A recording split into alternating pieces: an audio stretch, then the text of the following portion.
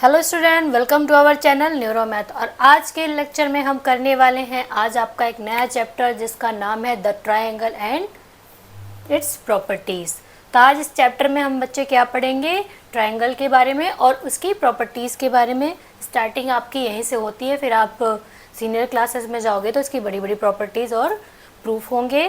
तो आप अगर यहीं से अपना कॉन्सेप्ट क्लियर रखोगे तो आपको बड़ी क्लासेस में जाके 1-2 साल बाद ही आपको परेशानी नहीं होगी, क्योंकि आपका कॉन्सेप्ट तो यहीं से क्लियर रहेगा।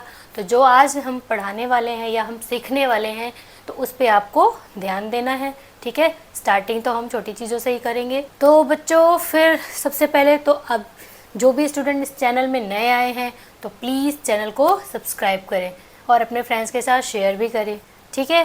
तो आज चलो स्टार्ट करते हैं इसका इंट्रोडक्शन वीडियो। तो स्टूडेंट, ट्रायंगल मतलब जिनकी 3 साइड हो, कोई भी ऐसा शेप जिसकी 3 साइड हो उसको हम कहते हैं ट्रायंगल, ठीक है। अब ट्रायंगल में चलो इसकी नेमिंग कर देते हैं, ABNC। इसकी नेमिंग हमने कर दी। अब ट्रायंगल में सबसे पहले क्या होता है, देखो साइड्स। क्या होते हैं? साइड्स। तो बच्चों साइड्स अपनी कौन कौन सी है, देखो AB एक साइड है आपकी, AB एक साइड है आपकी, BC एंड एक साइड है आपकी AC या फिर CA, ठीक है। तो ये इसमें आपके हो गए साइड्स। अब आती है बात वर्टेक्स की। वर्टेक्स क्या होते हैं? कॉर्नर। वर्टेक्स देखो आपके कितने हैं, एक है ये वाला कॉर्नर पॉइंट, दूसरा ये एंड तीसरा ये। तो वर्टेक्स अब क्या क्या क्या है, एक है A, एक है B एंड एक है C, ठीक है। फिर आती है बात एंगल्स की। एंगल्स इसमें कौन कौन से हैं, ये देखो एंगल्स पे ध्यान देना, ठीक है। जो मैं बताने जा रही हूँ थोड़ा सा इम्पोर्टेंट है, ध्यान देना। एंगल्स ऐसे आप क्या बोलो, एक बोलोगे A है मैम, एक बोलोगे B है और एक क्या बोलोगे आप, C है ना। एक A है, एक B है, एक C है। इसको और भी हम कैसे लिख सकते हैं, angle A is equal to, इसको और भी हम कैसे लिख सकते हैं, BAC।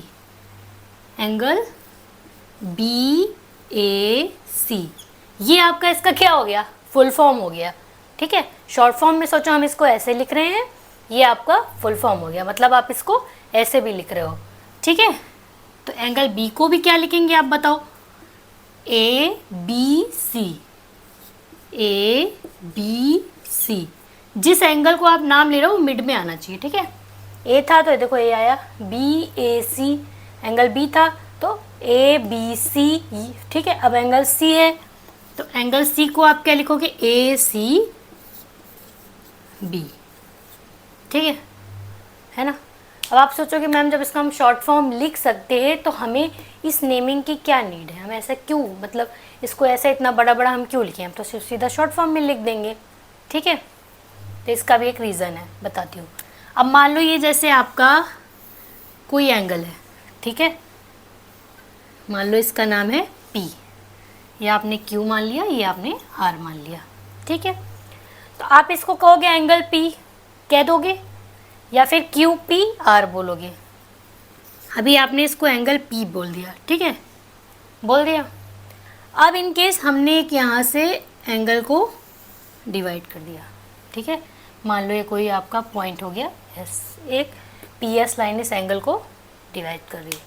अब क्या इसको आप एंगल P बोल सकते हो, क्योंकि यहाँ पे तो 2 एंगल हो गए ना, ये आपका एक ये आपका कलर्ड पार्ट हो गया, एक ब्लैंक वाला, 2 हो गए ना पार्ट। अब आप क्या इसको पूरा एंगल P ही, ऐसे तो एंगल P है लेकिन हमें मान लो इस एंगल के बारे में जानना है जो ये वाला है, तो क्या आप इसको एंगल P बोल दोगे, नहीं बोलोगे ना। P/2 भी नहीं बोल सकते, ज़रूरी थोड़ी ना कि वो हाफ ही डिवाइड हुआ है, पता नहीं कहाँ से डिवाइड हुआ है ना। तो इसका मतलब ये तो है नहीं कि आप इसको एंगल P बोल दोगे या P/2 बोल दोगे, है ना। इसलिए ये नेमिंग दी गई है। अब आप इस एंगल को क्या बोलोगे, जो ये आपका नीचे लाइट शेडेड पार्ट है इसको क्या बोलोगे, इसको आप बोलोगे SPR बोलोगे ना, SPR, ठीक है। तो ये आपका SPR लिख दोगे, ठीक है। यानी आप एंगल, और ये इस एंगल को क्या लिखोगे जो कलर्ड वाला है, QPS। क्या लिखोगे आप? QPS, QPS। ये आपका शेडेड वाला पार्ट कलर, ये ब्लैंक वाला आपका क्या हो गया? SPR। यानी आप एंगल P को क्या लिख सकते हो? Angle P is equal to SPR plus QPS, या QPS प्लस SPR, ठीक है। आई समझ में बात कि इसका नाम फुल नेम क्यों किया गया? क्योंकि आप इसको ऐसे एक्सप्लेन कर सको, कहीं पे भी मान लो आपका क्वेश्चन आगे आएंगे ही, फिर ऐसे ही हमें थोड़ी ना एंगल लिखने होंगे। जब आप बड़े क्लासेस में जाओगे तो आपको ऐसे ही एंगल डिनोट करने पड़ेंगे, ठीक है। तो इतनी बात आपको समझ में आ गई, ठीक है। इसीलिए इनकी फुल नेमिंग दी गई हुई है, ठीक है। तो ट्रायंगल में अभी तो आपने इतना जाना, चलो नोट कर लो, फिर बताते हैं कुछ आगे। तो अब बात करते हैं मीडियंस ऑफ ट्रायंगल की। ट्रायंगल के मीडियन क्या होते हैं? देखो,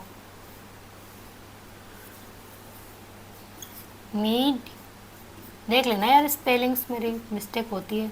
मीडियंस ऑफ ट्रायंगल, है ना। मीडियंस ऑफ ट्रायंगल क्या होते हैं? तो मान लो ये कोई आपका ट्रायंगल है ना, ABC।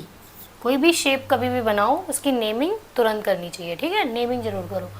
तो अब मीडियंस ऑफ ट्रायंगल, किसी ट्रायंगल का मीडियंस वो होता है जो किसी भी वर्टेक्स से उसकी अपोजिट लाइन के मिड पॉइंट को टच करता है। नहीं समझ आया? सुनो, किसी भी वर्टेक्स के अपोजिट लाइन पे मिड पॉइंट को टच करता है, that is median of triangle. यानी बी, ये जो डी है आपका मिड पॉइंट है, mid point of BC is equal to D। ये D क्या है? आपका मिड पॉइंट है, यही मीडियन कहलाता है। क्या कहलाता है? मीडियन, है ना।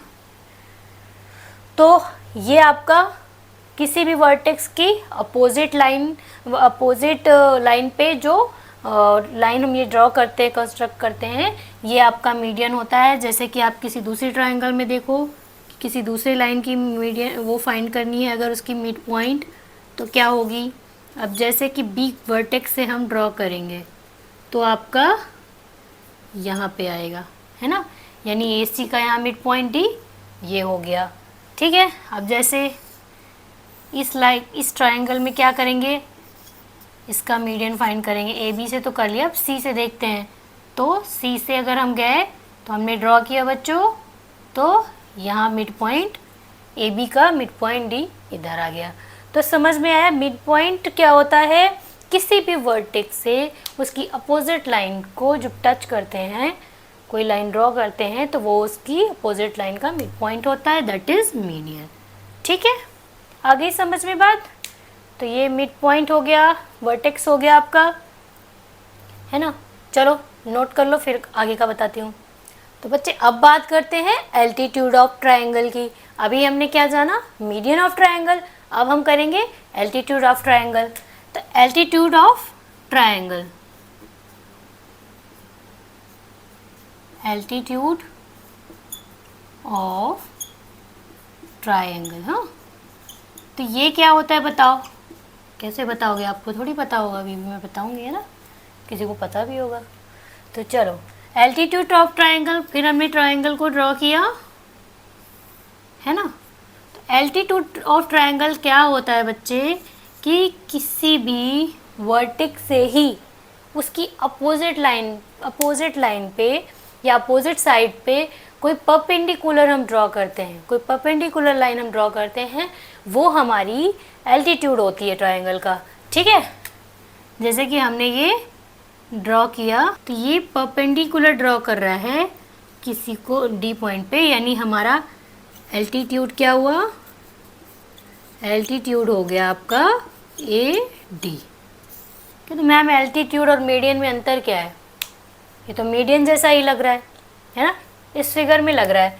मान लो आपकी ये कोई ट्रायंगल बना दी मैंने, देखो ऐसे, है ना। अब बनाओ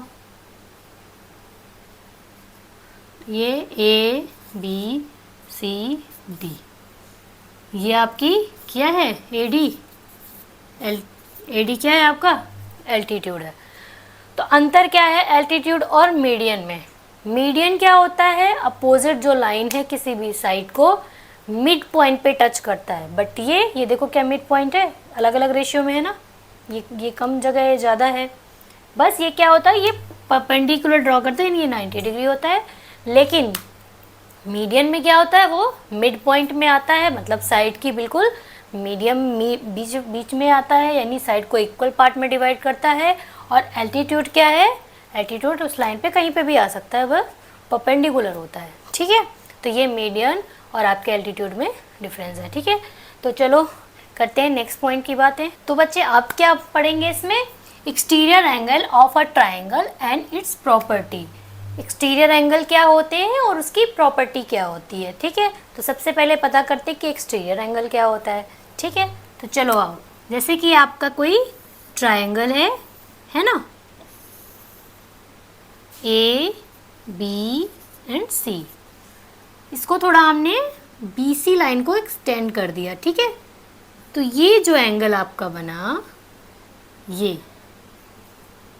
आपका मान लिया 1 है एंगल, ये है 2, ये है 3, ये जो एंगल 4 बना, ये आपका एक्सटीरियर एंगल होता है।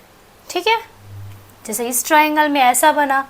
अब आपने मान लो एक ट्रायंगल इस साइड को नहीं बढ़ाया आपने, ठीक है, आपने इस साइड को बढ़ा दिया, यानी एक्सटीरियर एंगल आपका एक ये बन गया। ठीक है, यानी ये आपका 1 2 3 एंड 4 इधर भी तो बन सकता है। फिर आपको मान लो ये वाली लाइन नहीं बढ़ानी है, आपको ये वाली लाइन एक्सटेंड कर देनी है ऐसे। ठीक है, तो ये आपका एक्सटीरियर एंगल बन सकता है। तो एक्सटीरियर एंगल आपके कई बन सकते हैं, है ना, 1 2 3। तो एक्सटीरियर एंगल होता क्या है? तो एक्सटीरियर एंगल क्या होता है बच्चे? Exterior angle is angle opposite side के जो दोनों एंगल हैं उनका सम।